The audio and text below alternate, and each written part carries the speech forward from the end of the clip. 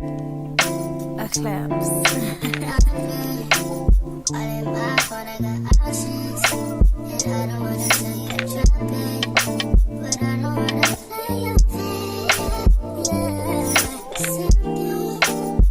Happy Monday, T Squad. It's your girl Keisha, and I'm here with my all tea, all shade Baddies West Season 3, Episode 3 review. I drop videos Monday through Sunday. Everything that I say is for entertainment purposes only and not to be taken seriously. So if that works for you, then let's get into this review. The episode picks up where we left off last week with Lo and Krishan going at it. Krishan, I feel as though I can't. I want to say she snug her, but like if you was paying attention to her body language, you knew what's up. But I just don't think that Lo was thinking that it would go there, like, and that quickly and with no, verbal, declaration that it is war. I don't think she was ready for that. And her forehead shows it because she up here looking like one of the creatures of Star Trek The Next Generation. Krishan had knotted her forehead up real quick. I felt bad for Lo, though, because all she was doing was speaking her mind and her opinion. She wasn't coming at her crazy. She didn't call her out her name or anything. Like, they were literally just having a conversation, and she was holding Krishan, accountable for her behavior. It is unprofessional to arrive late and have everybody, held up, her and Tommy, to be clear. I feel like Lo should have had that same energy too towards Tommy. But I felt bad for her because I'm like, oh, po tink tink, you ain't gonna be able to go to the club tonight, girl. So Lo at this point is biting her nails off, child, because she feel like, she got to get her lick back. Razor telling her she got to get her lick back. And I'm like, Razor, you ain't the one sitting up here with 3 bowling balls on your forehead, girl, while you telling this girl to go get beat up again. Leave her alone. You are giving her horrible advice. You should have been telling her, girl, don't do it. Don't do it. She did it. That's what should have been happening, honey.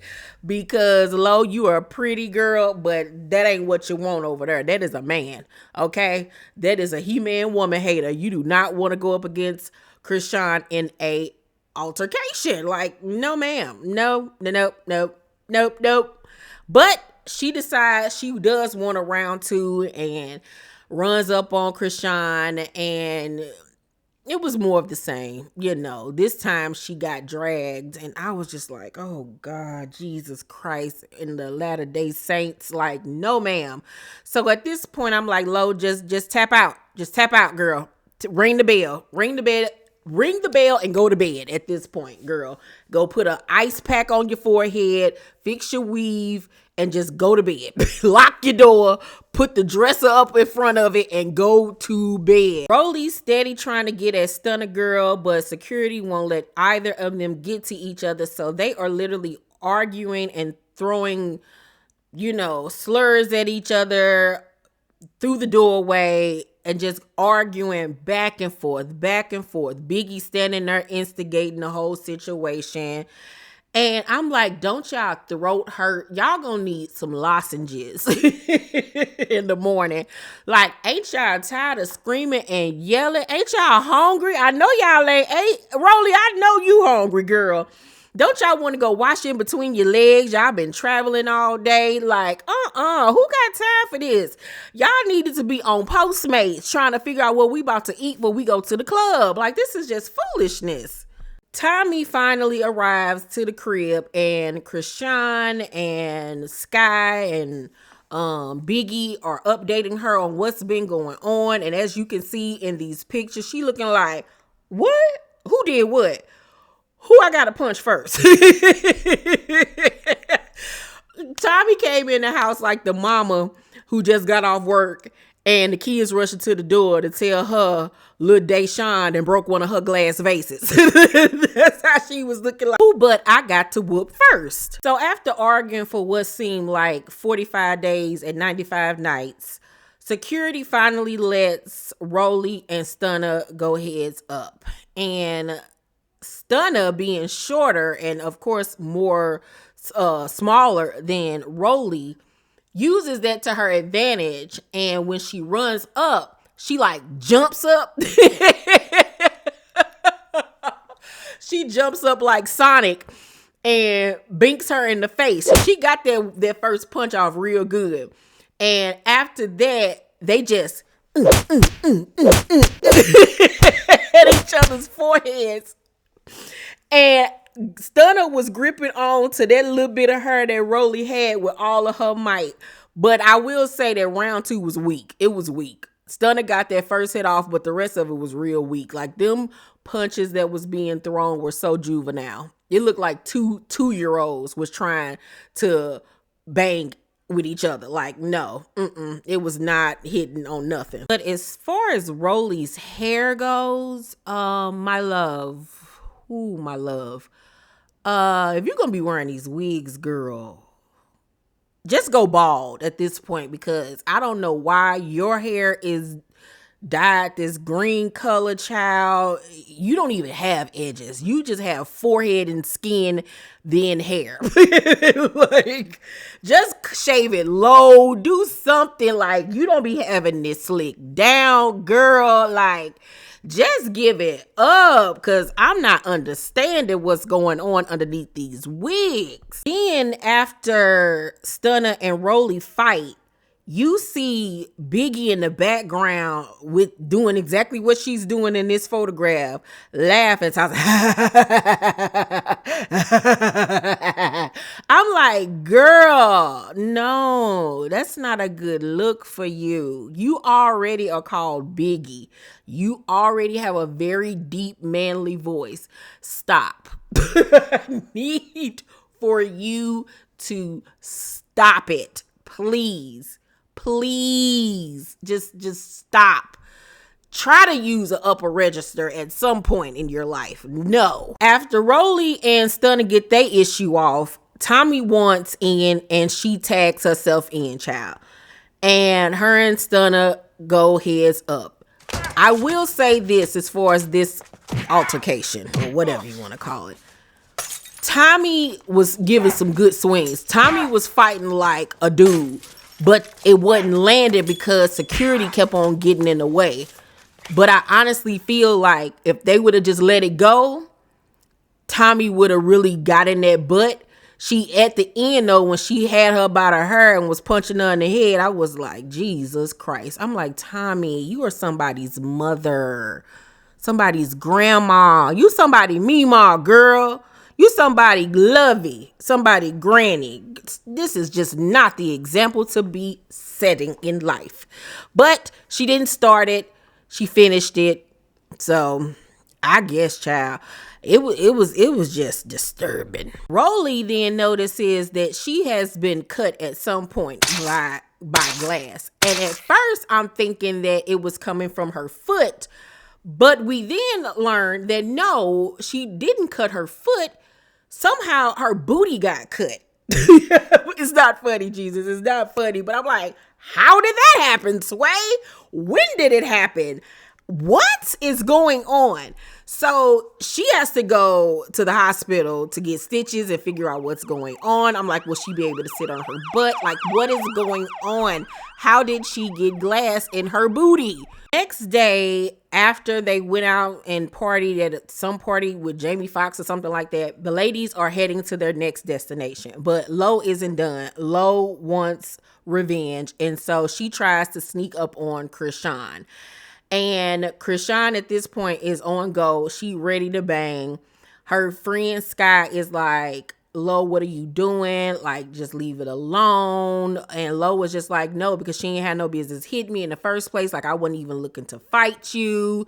And you can tell Lo didn't really want to fight that girl. She did not want to fight her again. I felt like she was doing it because she felt like she had to. But Lo did not want to fight her. Lo did not want another round. But I feel like her pride and thinking about what the public was going to say is what was making her, you know, try to get Buck or whatever. So she's like literally trying to talk to Krishan and explain her side of the story. And Krishan is just standing there looking at her like this. Like, you can't tell me she wanted to fight her. Because I don't want to fight somebody that's looking at me with literally nothing behind their eyes. Like, this is the face of a psycho. This is a face of a Killer. Like, this girl is bonkers. Like, ain't no way I'm trying to have a round 3 with somebody that's looking at me like they just been let loose from Rikers Island. Absolutely not. While Lo is trying to explain her case, child, and plead her case to the judge, Krishan ain't trying to hear it. It's either we gonna fight or nah. Because other than that, I'm not trying to listen to nothing you got to say. Meanwhile, on top of that, she can't even speak because her voice is hoarse. I guess from when they went out the night before. I don't know. So Sky is literally being her defender, her lawyer in court. At some point, the other ladies come down because Natalie like, we got to go. Like, we can't have another day of this. Like, we got to go, even though she started all of this. But okay, girl, we'll play along. So at some point, Krishan ends up, finally speaking up and saying her side of the story. She basically just goes on to say that she wasn't looking to fight nobody. Like, she just cool. Like, she ain't even on that with these girls. Like, it is what it is. And at the end of the day, her and Lo are able to put their beef to the side and make up with one another. And they even give each other a hug. I'm glad they made up because I was scared for Lo. I really was. Like, Lo, girl, just go home. Go back to Alabama, girl. Since they had success with squashing the beef between Lo and Krishan, they try to get Stunna and Rolly and Biggie to talk. They try to have a conversation, but it's still at a standstill because they both still feel a certain way. And Stunna was basically saying, I said that I wasn't talking to you, but if you feel like I was talking to you, like, girl, just admit that what you said was like, anybody can get it. Like, if you felt like it was for you, it was for, like, you was getting smart. You got smart and you was putting your anger off on Rolly, and it shouldn't have went to Rolly. You know what I'm saying? It should have just stayed towards Biggie, but it did not. And now we're here and it's just a big mess. And at the end of the day, nothing was squashed between them.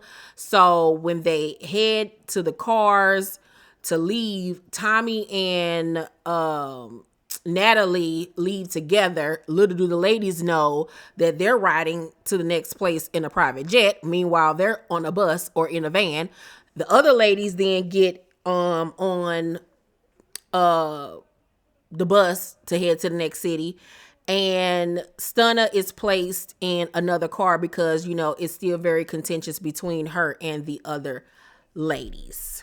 And when they find out that Tommy and Natalie went to the next place in a PJ, girl, they gonna be mad. Then at the very end of the episode, Biggie is all upset, honey. Tell me something, I just don't know why people always want to mess with me and why I just feel like I always gotta, defend myself and people always playing in my face. I just don't get it why people always want to mess with me. I don't understand it. I really don't get it. Why do people want to bother me all the time? I just don't understand it. I just don't like it. And I'm like, oh, girl, you up here sounding like the Cowardly Lion. You need to take a NyQuil or a Z-Pack and go to bed too. Go to bed, girl. Go to bed because you getting on my nerves. Like, the whole time I was watching last night's episode, y'all, no cap, my brother and I had some friends over, some guys and stuff over, and they was like, is that a dude? They kept on like, nah, that got to be a man. Like, nah, son. I was like, y'all stop. That is a girl. Like, stop. But, whoo, Lord, your antics and your voice, girl, it's just team too much. However, I will give last night's episode of Baddies West an A for Ratchet. An A. I gotta give it. It's what we're here for, the ratchetness of it all. And next week's episode seems like it's gonna be another headbanger. You guys let me know what y'all thought about episode 3 down below in the comment section. Make sure to thumbs up this video, like and subscribe, and hit that notification bell button. I love you all, and I'll see you on the next video. Bye.